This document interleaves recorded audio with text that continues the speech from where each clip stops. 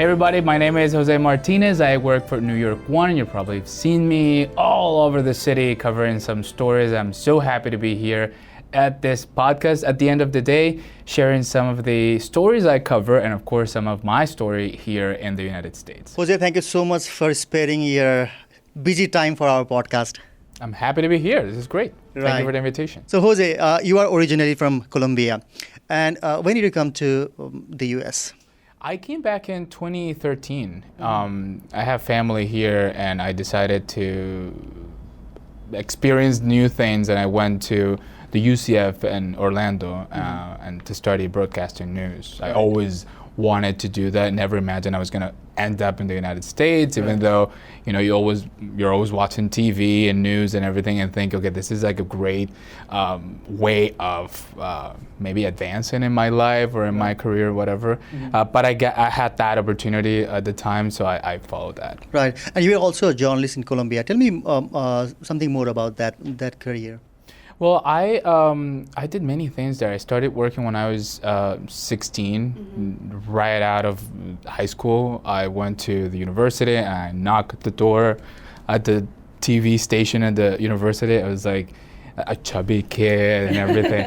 And then I was like, hey, so what can I do here? I really love television, but I don't know how can I make it into the TV world. And they gave me the opportunity to actually write some of the scripts that other guys from seniors in the university or whatever were going to record, they were going to shoot, they were going to be on camera. So that was like the first thing I did when I was 16. Right. And that was a long path of many jobs where I was, passing from now I'm not writing, maybe they heard that I could record the voice, now I'm going to track. Okay, right. Track. And so, that was kind of like the beginning of the whole dream of television. Because I had my experience at my career, I got to meet people when I was in the university back in Orlando, and they gave me the kind of like good advice into what to do, who to talk to. So I ended up getting a job here in New York after a while, and I worked there for 3 years. I was working for a newspaper, and I ended up having my own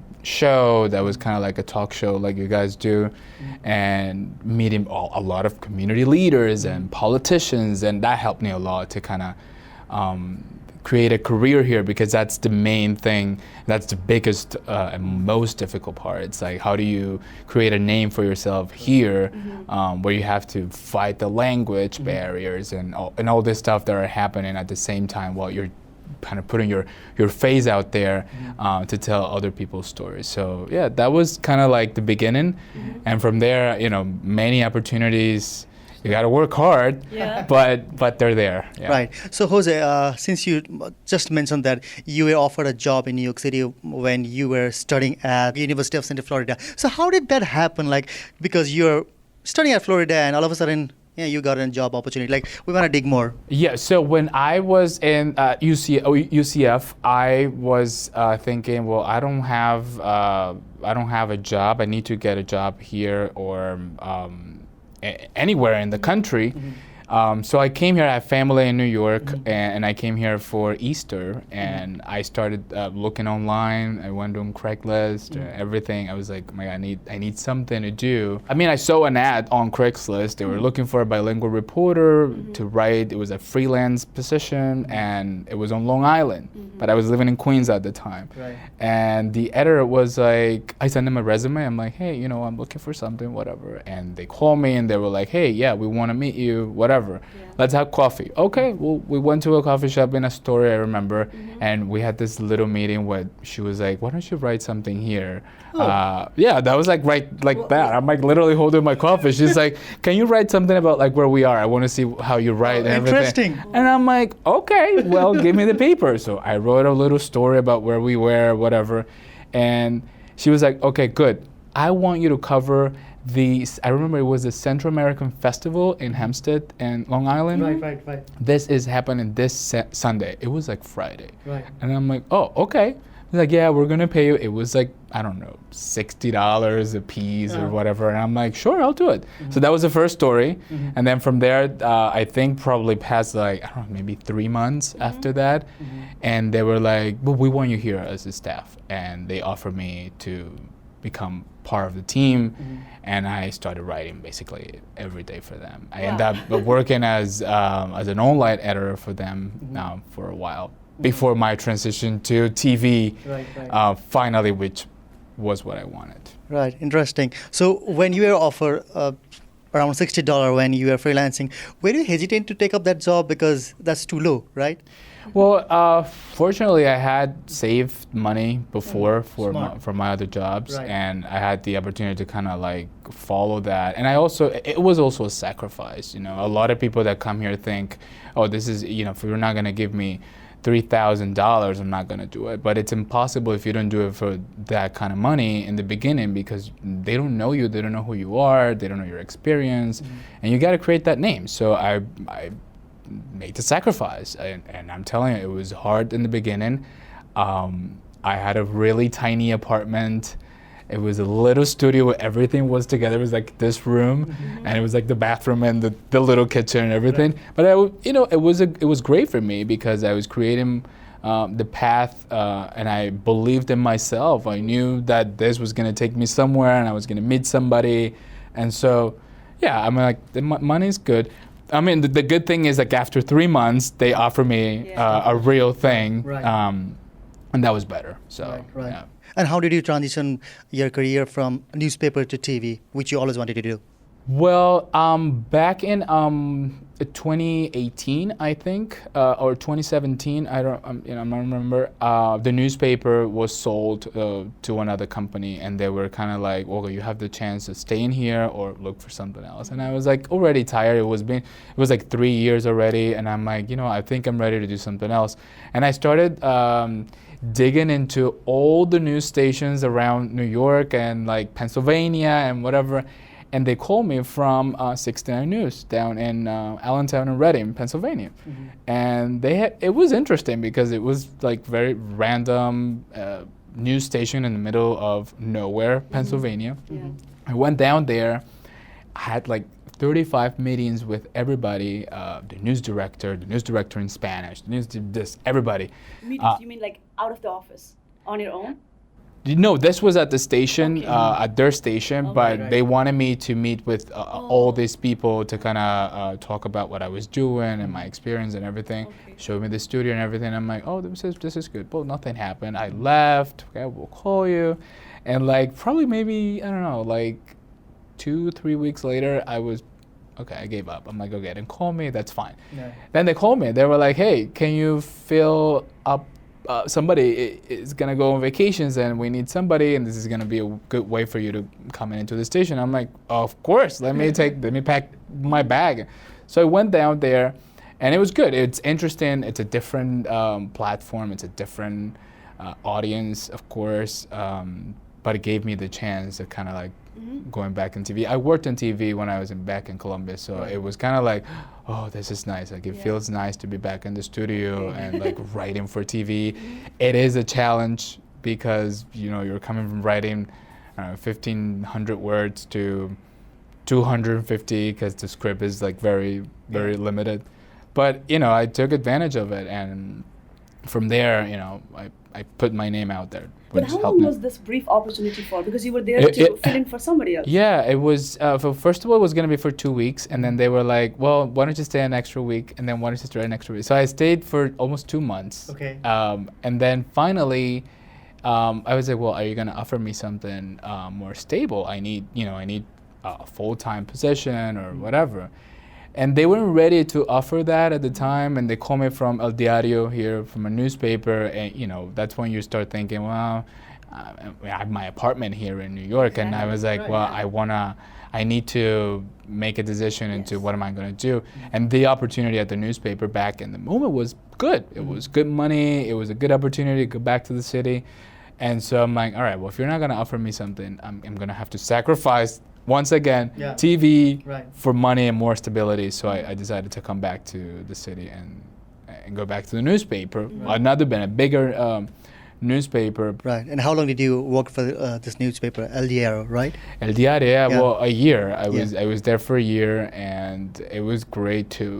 It was a great experience. You get to walk around the city and do a different story every single day. So you meet the people from Brooklyn, from the Bronx, and then the next day you're in Queens. So it's very interesting. But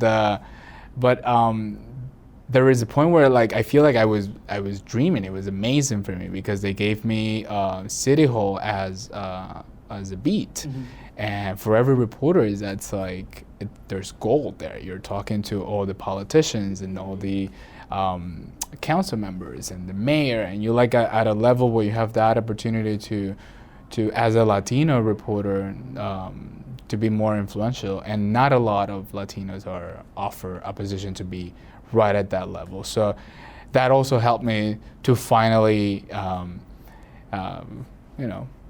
call, be like, hey, you guys know somebody at like New York One or Telemundo or Univision, which is like a different level at this point. And hopefully, I was glad when I met somebody from New York One, Jonathan Inoa, one of my friends. We were sitting like right in front of each other at City Hall, it's like underground. It's room 4A if somebody goes to City Hall. So there's room 9 on the main floor.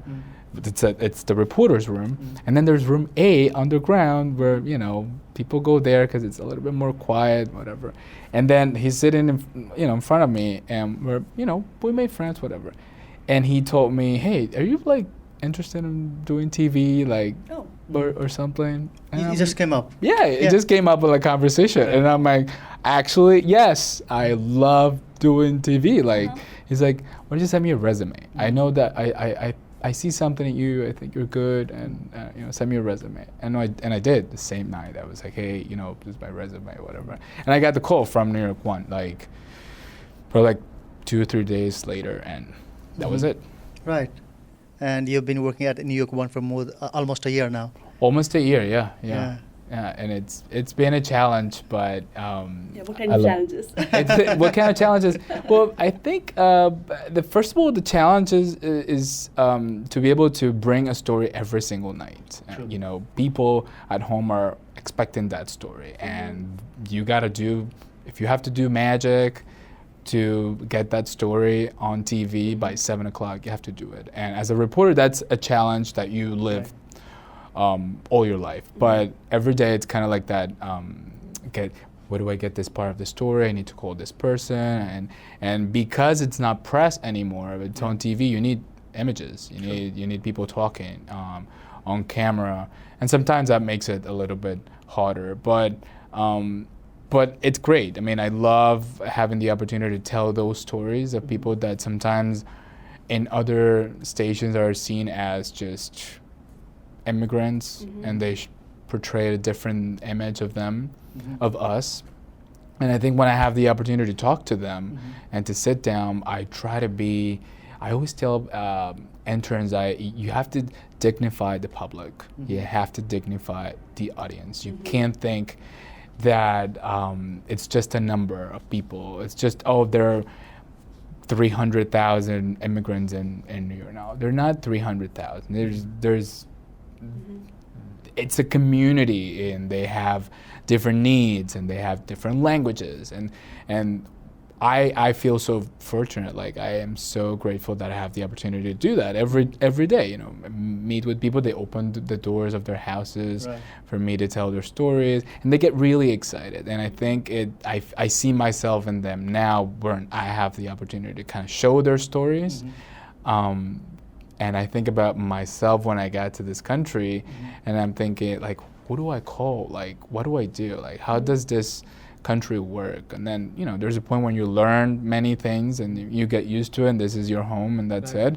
But, I have an education, professional men, but other people don't have that education, and so it makes it harder for them to adjust to many of the things that happen here in the country. So that's my responsibility. It's kind of like I'm gonna chew, it sounds disgusting, but I'm gonna chew this gum, and I'm gonna show it nicely and explain perfectly in 2 minutes or sometimes 1 minute and a half. You take all this like, oh my God, this law is so complicated, it's gonna affect these communities in Queens or in Brooklyn, whatever. You take that and you kind of like make like a recipe and then show it to them. So, but it's a challenge at the same time, but it's just very nice. It feels nice. As you look back in your journey over the past nearly 7 years, what are you so proud of? What is your proudest moment? I think, many of the conversations I have with people makes me happy. More than the awards, I've gotten some awards and stuff. I always think about the awards as something different than what you actually do, because people are watching you on TV and they're thinking, well, that's so easy. But when you actually talk to them and they value your time and they value the experience that they're having, they gave me food, they think I'm too skinny, like that makes me happy. You know what I mean? Like sometimes I go to the neighborhoods, like I go to those like trucks on the streets and whatever, and they look at me and they're like, oh my God, you're so skinny, I'm gonna give you some food. So sometimes I post those pictures on Instagram, people laugh, they give me empanadas, they give me, every time I go to the trucks in Corona, Queens, they serve me stuff like, no, I'm like, I don't eat that. I'm like, no, you gotta eat it because you're just kidding.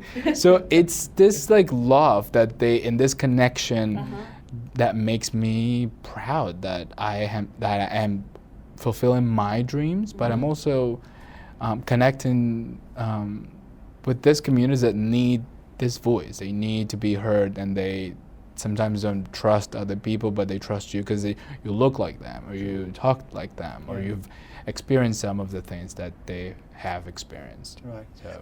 And Jose, if you have to give any message to young immigrant journalists who want to pursue their career in journalism in America, what key messages you want to give out to them? You gotta work for free for a while. You know, I always tell people, you gotta make the decision. If you want to make it, you have to sacrifice, and sometimes you have to sacrifice time.